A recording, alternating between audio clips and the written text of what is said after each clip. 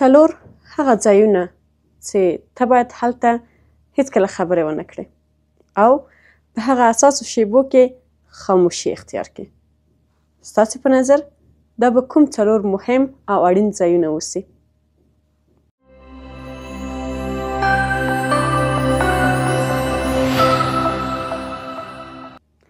السلام علیکم ګلونو لیدونکو، وخت مو په خیر. په دې هیله یم چې روغ و جوړ اوسئ او ښه راغلاست تاسې ټولو ته د زړه له کومې بیا هم زما یوټیوب چینل ته او یوې بلې نوې ویډیو ته.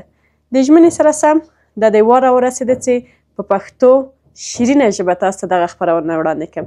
هیله منده یم چې د خپرونې تر وروستۍ راسره پاتې شئ، ځکه چې غواړم څو مهم او اساسي ټکي تاسو سره شریک کړم. زه ډاډه یم چې ستاسې په ورځنیو چارو کې به تاسو سره ډیره زیاته همکاري وکړي.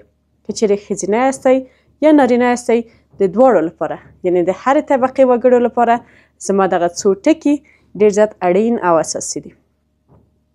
هغه ځایونو کې چې مونږ هیڅکله باید خبرې ونه کړو، هڅه وکړو خاموشي اختیار کړو، چوپ واوسو. که چیرې چوپ واوسو ګټې څه دي؟ ولې که چیرې خاموشي اختیار نه کړو، خبرې وکړو، نو زیانونه به مونږ ته څه وي؟ په دغه ټولو مواردو کې غواړم چې اساسي موضوعات تاسو سره شریک کړم. د فن بیان استادان، ښوونکي او روانشناسان په دې اند دي هغو ځایونو کې چې مونږ نه باید خبرې وکړو او که چیرې خبرې وکړو زمونږ په شخصیت باندې منفي اغیزه کوي، هغه کوم ځایونه دي؟ ټول تاسو سره شریک کوم. ولی مخکې له هغه نه له تاسو ټولو نه مې غوښتنه دا ده چې یوټیوب چینل در سره سبسکرایب کړئ. له عزیزانو، دوستانو، هغه کسان چې واقعا ډېر زیات درته ګران دي او غواړئ چې په ورځنیو چارو کې بریالي اوسئ، د فن بیان ژبه یې پیاوړې اوسي او په دغه ټولنه کې چې ژوند کوي یو ښه شخصیت ولري، یو ښه شخصیت ځان ته جوړ کړي، په ځانګړې توګه نوی نسل. نو زما ویډیو حتما ورسره شریکه کړئ. ګلونو لیدونکو، لایک او کومنټ مو هم هیر نشي. راځم او دغه اساسي ټکي له تاسو سره شریکوم. ګلونو، خویندو او ورونو، لومړنی اساسي ځای چې مونږ په هغه وخت کې باید 100% خاموشي اختیار کړو، هغه کوم وخت دی؟ هغه وخت دی چې یو څوک، یو کس، زموږ یو دوست، یو عزیز، یو هغه کسان چې زموږ د کورنۍ غړي دي یا هر څوک چې اوسي، غواړي خپل احساسات له موږ سره شریک کړي. دا ډیر اساسي او اړین ټکی دی، ځکه چې جانب مقابل تل کله چې هڅه کوي خپل احساسات له موږ سره بیان کړي، شریک کړي، موږ ته یې څرګند کړي، نو په دې ډاډه اوسئ چې هغه یو دمي دا سوچ نه ده کړی چې باید موږ ته خپل احساسات بیان کړي. ښایي له ورځو ورځو یې پرې فکر کړی اوسي، ساعتونه یې ورته تمرین یې کړی اوسي، تر څو څنګه وکړی چې هغه خپل احساسات، هغه څه چې په افکارو کې دي، هغه څه ذهنیت چې لري، هغه د ژبې په وسیله له موږ سره شریک کړي. ښایي دغه موضوع ځینې وخت اونۍ دوام ولري، یو څوک ښایي د میاشتو څخه له اونیو څخه پرې هڅه وسي چې موږ ته یو ډیره اساسي موضوع شریکه کړي له موږ سره، یا هم خپل احساسات موږ ته څرګند کړي. دا نو هغه وخت دی چې موږ باید خاموشي اختیار کړو، خاموشه اوسو او ټول وجود مو باید دې ته چمتو کړو چې مقابل کس ته غوږ ونیسو. اصطلاح ده و د زړه په غوږ ورته غوږ ونیسو. دا په څه معنی؟ کله چې یو څوک له موږ سره خپل احساسات شریکوي، یا هم راځم یو بله موضوع ته، یو څوک له موږ څخه خفه دی یا هم موږ ورڅخه خفه یو، کله مو شخړه کړې ده، که هغه خور ده، ورور ده، ملګری ده، ملګرې ده، همکار دی، همکاره ده، یا هر څوک چې ده، یعنې په دغه قالب کې هر څوک راځي، هغه غواړي له موږ سره ځان بیرته پخلا کړي. که هر څوک ملامت اوسي، موضوع دا نه ده، موضوع دا ده چې هغه غواړي چې موږ ته دغه څرګنده کړي چې یا ستونزه وه، یا ما غلطي وکړله، یا تا اشتباه وکړله، یا زه غواړم بیرته تا سره پخلا سم، آشتي سم او دغه کرکې او نفرت ته د پای ټکی کږدم. دا هغه وخت دی چې لکه څنګه مې چې مخکې ویلې، هغه کس زموږ مقابل کې چې دغه خپل احساسات شریکوي، هغه شاید په اونیو په ساعتونو فکر کړی اوسي، خپل جملات یې آماده کړي اوسي. نو موږ باید په پوره توګه هغه ته متوجه اوسو، هغه ته غوږ ونیسو. داسې ونه اوسو چې نفر خپلې خبرې موږ ته شروع کړي او موږ په ټلیفون کې مصروفه اوسو. له دې کار سره جانب مقابل ته دا احساس ورکوو چې که هغه 2 3 4 5 6 جملې خپلې تکمیلې کړي، اساسي ټکي ته رسېدلې هغه چوپ کېږي یا هم خپله موضوع بدلوي. ځکه چې داسې یو احساس موږ ورکوو چې ستا خبرې، ستا احساسات، ستا عواطف ما ته مهمه نه دي. ځکه که مهمه وای زه به په ټلیفون نه مصروفېدلم، ما به تا ته غوږ نیولی و، ما به تا ته سترګې په سترګو کتلې و تر څو زه ستا ټول هغه احساسات درک کړم. او د دې ترڅنګ یو د ټلیفون موضوع، بل ځینې کسان دي کله چې مقابل کس ورته ډېرې مهمه موضوع څرګندوي فکر یې بلې خواته وي، بلې خواته ګوري، هغه ته سر ښوروي ولې سترګې بلې خواته تللې وي، په خپلو نوکانو سره مصروفه وي یا هم ویښتو سره مصروف وي یا د خپل ټکري سره مصروف وي. دا څیزونه باید ډېر زیات په نظر کې ونیسو. هیڅ سره هم باید ځان مصروفه نه کړو، خاموشي اختیار کړو، د جانب مقابل خبرې پرې نه کړو او هغه ته غوږ ونیسو. کله چې خبرې خلاصې سولې، که چیرې موږ غوښتل چې ځواب ورکړو، ځواب مو درلوده یا مثبت یا منفي، هغه مهمه نه دی. که چیرې هماغه وخت مو خبرې د ویل دپاره درلودلې، ورته وایو ستا ټولې خبرې خلاصې شوې، ټول هغه خپل احساسات یا خبرې د له ما سره شریکې کړلې، جانب مقابل طبعا چې وایي چې هو، نور څه د ویلو لپاره د فعلا لپاره نه لرې، جانب مقابل وایي نه، ښایي اوس نو ما ته اجازه راکړه چې زه خپلې خبرې له تا سره شریکې کړم، بیا نو خپلې خبرې باید شروع کړو.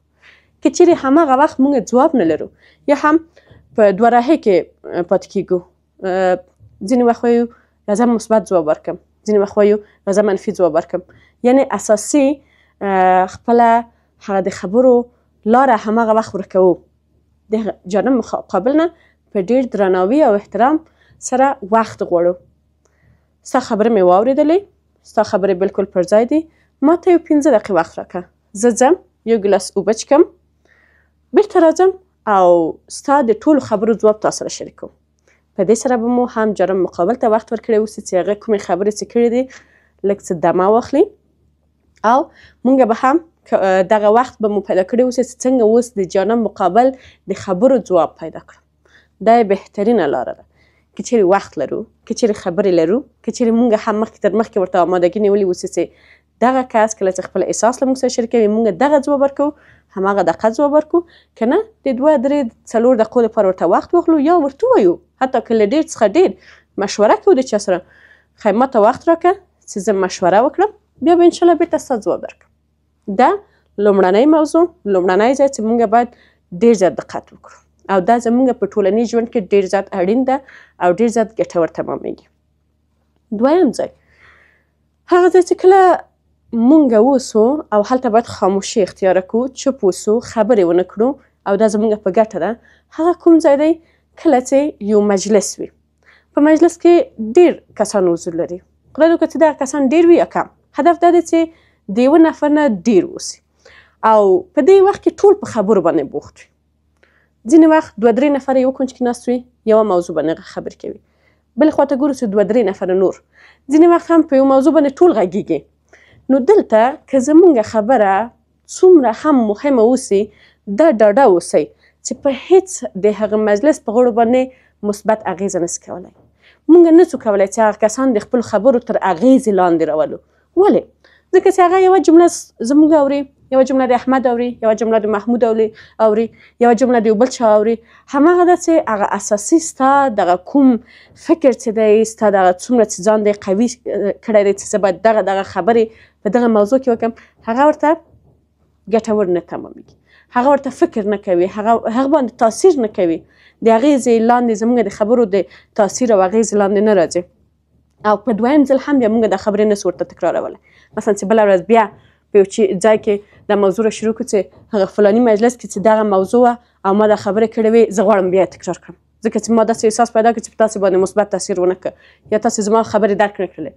نو د دې لپاره چې دغه ستونزې له منځه لاړ شي او مونږ سم ځای د خبرو لپاره پیدا کړی اوسي، په دغسې مجلسونو کې باید خاموشي اختیار کړو.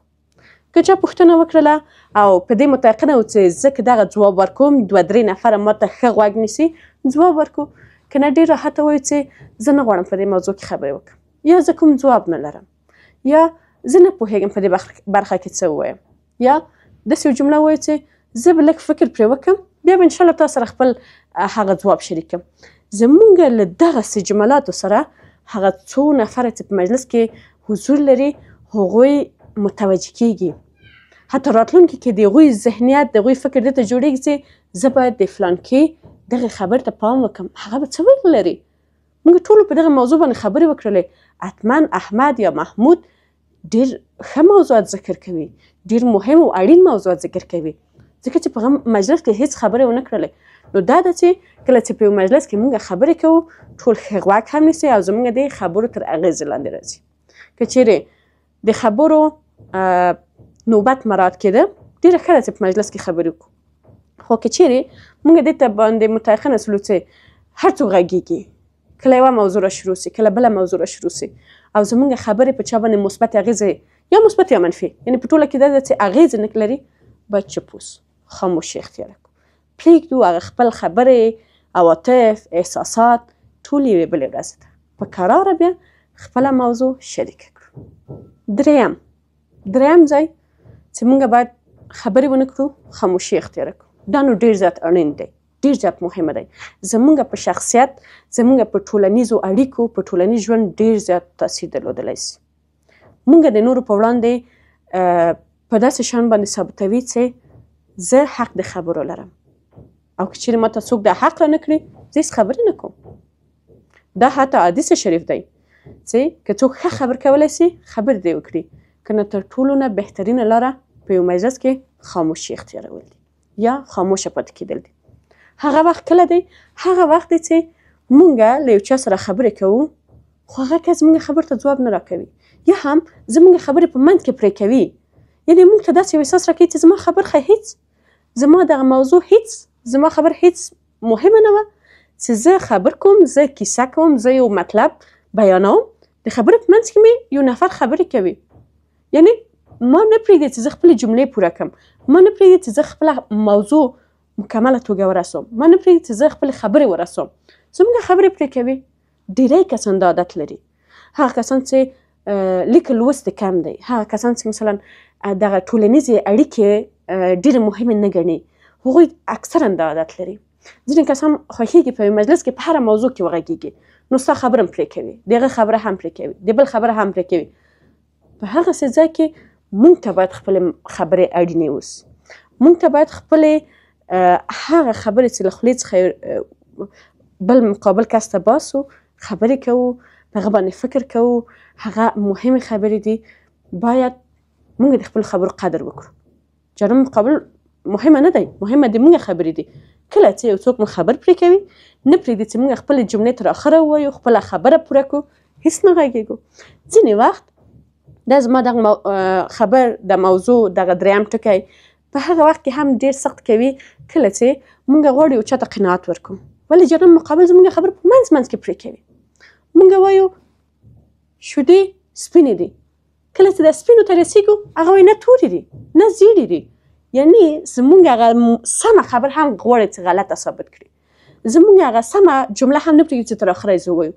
هغه ځایونو کې د هغو اشخاصو په مقابل کې خاموش.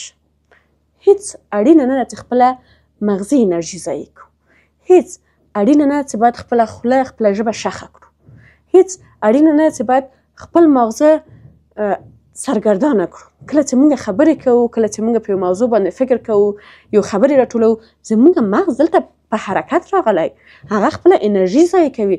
ولې باید کله چې زموږ خبر ته څوک ارزښت ورنه کړي خپله انرژي ضایع کړو؟ نه، خاموشه پاتې کېدل. او دا یې دې لامل کېږي چې مقابل جانب ته دا احساس ورکړل سي، هغه په دې پوه سي کوم مجلس کې یا د کوم کس په مقابل کې چې هغه زما د خبرو اورېدو ته چمتو نه دی، زه هېڅ خبرې نه کوم. هېڅ. دا ټولنیز ژوند کې د دې لامل نه کېږي چې څوک خفه شي، نه، دا یو چاته دا معنا ورکوي چې ما ته مې خپلې خبرې مهمې دي، ما ته مې خپلې خبرې ارزښت لري، زه کمې خبرې کوم ولې ارزښتمنې خبرې کوم. ته یې باید واورې. د څه لپاره؟ د دې لپاره چې ما ستا خبرې اورېدلې دي، ما تا ته وخت درکړه، ستا جملې مې واورېدلې، ستا خبرې، ستا موضوع، هر څه مې واورېدل. اوس نو دا په تا باندې اړینه ده چې ته باید زما خبرې واورې، ما ته وخت راکړې. که چېرې خبرې دې خلاصې نه وي خو له ما څخه وخت واخله، ته دې خپله خبر آخر ته ورسوه، بشپړی کړه، بیا نو اجازه واخله. ستا خبر همدلته دې اوسي. ډېره ښه موضوع دې ذکر کړله. مخکې له دې نه چې بلې موضوع ته لاړ شئ، زه غواړم په همدغه موضوع کې ځینې خبرې وکړم، ځینې کومنټونه لرم، ځینې نظریې لرم. هغه وخت نو ته راحته کولی سې مقابل جانب ته وخت ورکړي. ولې که څوک بې ځایه هر ځلې تکرار ستا خبرې پرې کوي، یوازې خاموشي اختیار کړه، چوپ اوسه. یو ځل دې دا کار وکړه، 2 ځلې دې وکړل، 3 ځلې دې وکړل، بالاخره وروسته له 5م ځل نه مقابل کس پوهېږي چې کله چې ته خبرې کوي، هغه ستا خبرې پرې کوي، نو ته نور خبرې نه کوي. هماغه ده چې هغه ورو عادت کوي او ځان عیاروي چې تا ته وخت درکړي. دا ډېر اساسي او اړین ټکی دی په ټولنیز ژوند کې، په ټولنیزو نزاکتونو کې چې باید یو بل ته وخت ورکړل شي او د چا خبرې پرې نه سي. که چېرې پرې کېږي، راحته نور خبرې نه کوو. 4م او وروستی اساسي ټکی چې دا نو د فردي یا د ځان لپاره دی، یعنې بل مقابل کس په دې منځ کې هیڅ رول نه لري، هیڅ نقش نه لري. هغه د ځان لپاره دی چې په کوم وخت کې موږ د ځان لپاره باید خاموشه پاتې سو، د خپل ذهن، د خپل زړه، د خپل وجود لپاره خاموشي اختیار کړو او ځان ته قدر ورکړو. کوم ځای دی؟ تر ټولو اساسي ټکی دی هغه وخت چې موږ له یوې شیبې څخه خوند اخلو. یوه شیبه ده، یو ځای دی، د یو څه په لیدو سره زموږ ذهن، زموږ زړه د سکون احساس مومي. ښایي دغه وخت ډېر کم وخت وي. د دغه کم وخت دپاره چې ته خپل ذهن ته، خپل زړه ته یوه نوې شیبه ور وښیې، یو نوی خوند، یو نوی لذت ور وښیې، خاموشي اختیار کړه. مثلا ځو یو باغ ته ځو، له یو لار څخه تېرېږو، ګورو چې یو شاپرک په یو ګل یا په یو ونه، په یو پاڼه ناسته ده. دغه مرغۍ، دغه الوتونکې بې حده ښکلې ده، ډېر ښایسته غږ لري.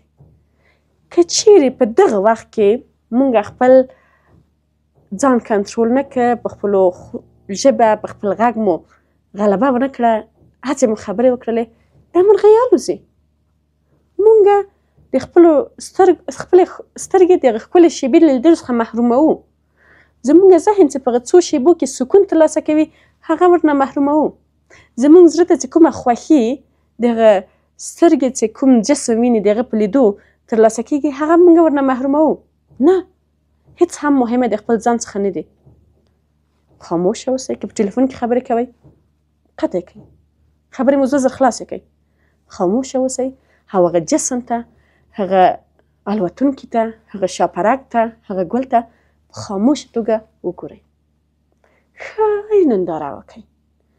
په دې ډاډه اوسئ دغه ننداره، دغه د سترګو لید د څو شیبو نه ډېر دوام نه کوي، ځکه هغه الوتونکي هسې الوځي، خو مخکې له نه چې تاسې هغه په زوره والوځوئ، هغه معین وخت هلته پوره کوي او د هغه د اوسېدو شتون په هغه ځای کې زموږ سترګو ته، زموږ ذهن ته یو خاص لذت ورکوي.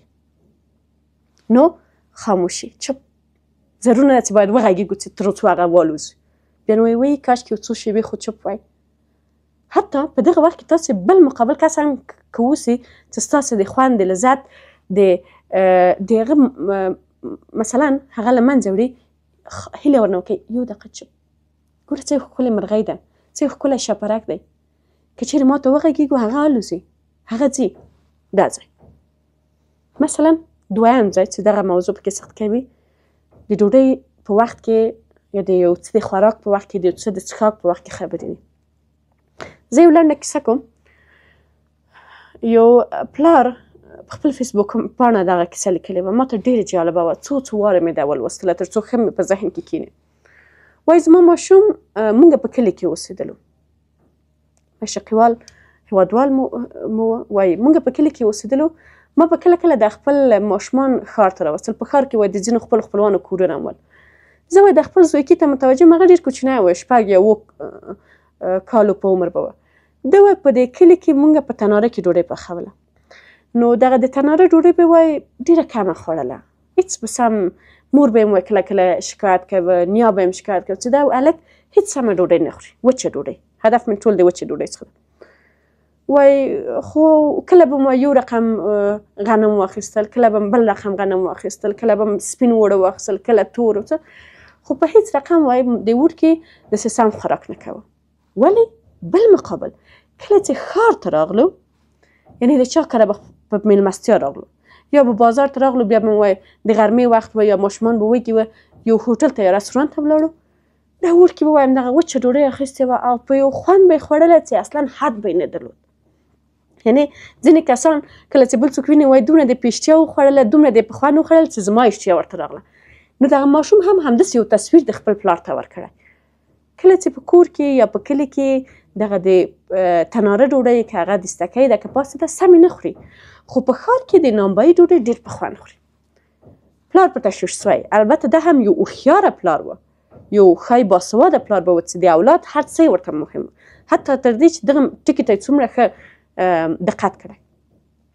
بله ورځ وایي نه شوله، خو ځینې وخت به وایي د مور به ګیله هم کوله، شکایت به یې کوه چې زه کله چې ښار ته یا د ورور کره د خپلو خپلوان هر چا کره چې ځم، زه وایي په دې ماشوم شرمېږم. د ډوډۍ په وخت کې خو وچه ډوډۍ خوري، خپل مخې ته وایي ډوډۍ کوټ کړي. کله چې وایي 2-3 ساعت تېر شي بیا وایي مورې لږ وچه ډوډۍ خوره، یا خاله ته یا بل ته وایي چې ما ته لږ وچه ډوډۍ راکړي. یعنې د وایي د مور کله کله شکایت هم کوي. ولې وایي ما هڅه کوله چې باید اساسي ټکی پیدا کړم. بله ورځ د ښاره وایي راځم د نانبایي ډوډۍ مې واخیستله، کور ته مې راوړه، ماشوم ته مې ورکړه، ښه ورته ګورم، دومره په خوند یې وژوله، دومره په خوند یې وخوړله چې حد یې نه درلود. آخر وایي پوښتنه مې ورنه وکړه، بچیه زویکیه دغه خو هم ډوډۍ ده، دا هم ډوډۍ ده، دواړه له یوه غنمو له یوه اوړو څخه جوړېږي، ته ولې دغه ډوډۍ دومره په خوند خورې او په دغه کې د څه ستونزه لیدلې؟ دې ماشوم په خپله ماشومانه ژبه وایي ډېره یو غټه جمله، یو غټه موضوع ما سره شریک کړه. وایي ویلې چې پلاره کله چې دغه د بازار ډوډۍ یا د نانبایي ډوډۍ زه خورم، زه فکر کوم چې ټول وجود مې ډوډۍ خوري، زړه مې هم خوشحاله وي، سترګې مې هم خوشحاله وي، ټول وجود. خو دغه بله ډوډۍ وایي چې تاسو راکوئ له دې ستوني نه مې وایي ښکته نه ځي. یعنې ګورئ د دې کیسې اصلي مطلب څه دی؟ کله چې زمونږ یو څه خوښېږي، یو څه موږ ته لذت راکوي، دغه ماشوم غوندې چې د هغه ټول وجود هغه ډوډۍ ژوله، هغه ډوډۍ نه لذت وړ، نو موږ هم باید په ټول وجود سره هغه شي ته، هغه څیز ته، هغه کس ته، هغه موضوع ته، هر څه چې اوسي قدر باید ورکړو. کله چې یو خواړه مو خوښېږي، یو د څښاک شی وي، جوس وي، هر څه وي، د څښلو په وخت کې، د خوراک په وخت کې باید چوپ اوسو. حدیث شریف دی، محمد صلی الله علیه وسلم فرمایلی دی که چیرې هغه وخت چې تاسو ډوډۍ خورئ، یعنې د ډوډۍ خوراک وخت کې کوشش وکړئ خاموشه اوسئ، تر څو تاسې دغه ډوډۍ په خوند هم پوسئ او ستاسې دغه وجود ټول همغه یو فعالیت ترسره کړي. مونږ څه کوو؟ یو مړۍ ډوډۍ واخلو، بیا نو خبرې هم کوو، 2-3 وړې هغه ډوډۍ وژوو، نورې تېره کړو، خدای وکړه چې غوښه وي، لوبیا وي، هر څه چې اوسي، حالانکې باید هغه څومره وژول سي تر څو ښه میده میده سي، ټوټه ټوټه سي او د معدې لپاره هغه آماده سي. مونږ د غاښو کار په خبرو کولو باندې تېروو د ډوډۍ په خوراک په وخت کې، او ټول بوج، ټول فشار په معده بیچاره راولو. معده هم خپل فعالیت ترسره کوي، هم د غاښو فعالیت ترسره کوي. یعنې یوازې چې موږ ډوډۍ په خوله کې او په غاښو سره ټوټې ټوټې ټوټې ټوټې کړو، معدې ته یې آماده کړو، ورولېږو، نه، موږ یې ژوندۍ ژوندۍ قورت کوو، ورلېږو یې تر څو معده بیچاره چې هر څه کوي، هماغه ده چې کله تیزاب د معدې مو ډېر سي، کله ګیس د معدې لوړ سي، کله 20 رقمه مرضونه پیدا سي. نو دا هدف څه دی؟ د روانشناسۍ له اړخه، د ارواپوهنې له اړخه او د فن بیان متخصصین په دې برخه کې څه وایي؟ کله چې تاسې له د یو څه له خوراک څخه خوند اخلئ، په خاموشۍ سره یې خورئ، هېڅ چاته غوږ مه نیسئ، په هېڅ باندې ځان مه مصرفوئ، همداسې په خوند سره مو خواړه وخورئ، لذت ویسئ او خاموشه اوسئ. له دې سره به تاسو باید ځوان پاتې سئ، تاسو به د زړتوب احساس ونه کوئ، ستاسو زړه، ستاسو ذهن به ځوان وي. نو لیدونکو، قدرمنو ګلونو، خویندو، ورونو، دغه 4 ځایونه دي چې مونږ باید که چیرې غواړو ټولنیز ژوند مو ډېر ښه اوسي، ډېر په لوړه سطحه اوسي. باید حتما پکې دغه ټکي په نظر کې ونیسو تر څو خاموشي اختیاره کړو. او دا یې دې لامل کېږي چې موږ په ټولنیز ژوند کې نورو ته کله چې ځان ته مو قدر ورکړ ډاډه اوسئ چې بل څوک هم قدر درکوي. کله چې ځان ته مو قدر ورنه کړه بل څوک هم قدر نه درکوي. له بل چا څخه دا تمه مه لرئ ځکه تا چې په ځان باندې زړه ونه سوځوه بل کس څنګه تا ته احترام وکړي، تا ته درناوی وکړي، تا ته قدر درکړي. مننه کوم چې د خپرونې تر وروستۍ شیبو راسره وئ. په دغه اړه که تاسې هم کوم څه ویل لرئ کومنټ مو په خدمت کې دی، کومنټونه وکړئ تر څو په راتلونکي کې هغه هیوادوال مو چې راځي او زما د یوټیوب چینل د کورنۍ غړي دي او دغه کومنټونه لولي د دې تر څنګ چې زما خبرې به ځینې دوی به ورنه مستفید شي او لږ څه ګټور به ورته تمام شي، ستاسې کومنټونه به ډېره زیاته ګټه ورته وکړي. نو خوشحاله ژوند تاسو ته غواړم او په راتلونکي کې به انشاءالله دغه لړۍ دوام لري، هم په خوږه پښتو ژبه هم په خوږه دري ژبه باندې به د فن بیان ځینې موضوعات هم له تاسو سره شریکوم تر څو وکړی سو په ټولنیز ژوند کې مو یو مثبت بدلون ځان ته ورکړو. ځان ته مو چې ورکړ مقابل کس مو هم بدلون کوي. خوشحاله اوسئ، آرامه اوسئ او په لوی الله مو سپارم د یو ودان، آباده او ښکلي لوی افغانستان په هیله. الله مو مل شه.